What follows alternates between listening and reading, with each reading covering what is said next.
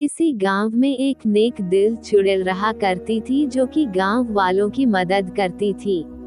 अरे मैं जाकर किसी इंसान की मदद करती हूँ।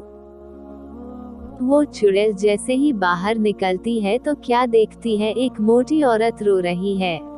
अरे बेटा क्या हुआ, तुम क्यों रो रही हो, मैं तुम्हारी मदद करूंगी। अरे चुड़ैल जी क्या तुम सच में मेरी मदद करोगी? अगर तुम सच में मेरी मदद करना चाहती हो तो मुझे पतली बनाओ, मेरी इस मोटापे के वजह से गांव के सारे लोग मजाक बनाते हैं। अरे बेटी मुझे माफ करना, मैं तुम्हारी हर किस्म की मदद कर सकती हूँ लेकिन आपके शरीर को पतली नहीं कर सकती। जब मदद करनी ही नहीं थी तो पूछ क्यों नहीं हो, मैं सिर्फ एक ही मदद मांग रही थी। सब गांव वालों की मदद करती हो, सब मेरे मजाक बनाते हैं, अब मुझे तुमसे कोई मदद नहीं चाहिए, वैसे भी मैं पहले से ज्यादा परेशान हो गई हूँ।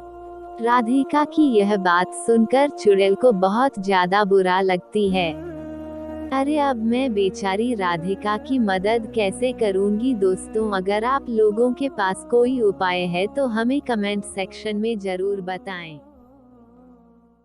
तुम कितना भी झूठ क्यों ना बोलो, मैं तुम्हें पहचान चुकी हूँ, चुपचाप अब नागमणि मेरे हवाले कर दो। देखो चुड़ैल मैं तुम्हें नहीं जानती और मेरे घर से दफा हो जाओ। हाँ हाँ, तुम कैसे जानती हो कि मैं चुड़ैल हूँ? क्योंकि तुम बुलबुल ही हो।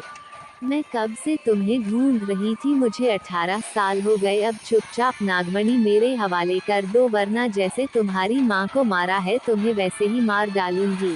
देखो चुड़ैल यह मेरी माँ की आखिरी निशानी है, तुम चाहे कुछ भी कर लो, मैं यह नागमणि तुझे कभी नहीं दूंगी, इसके लिए चाहे मेरी जान ही क्यों ना चली जाए।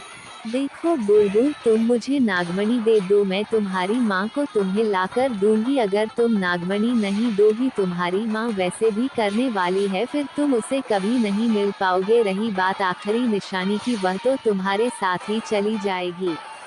कोई बात नहीं, मेरे मरने की बात तुम नागमणि ले जाओ लेकिन मैं जीते जी कभी नहीं दूंगी। तो ठीक है बुलबुल, मान के लिए तैयार हो जाओ। ऐसा कहकर चुड़ैल दामिनी बुलबुल पर हमला कर देती है। दोस्तों बाकी क्या होगा यह जानने के लिए आप हमारे YouTube चैनल को सब्सक्राइब करें और नेक्स्ट पार्ट का इंतजार करें। Thanks for watching.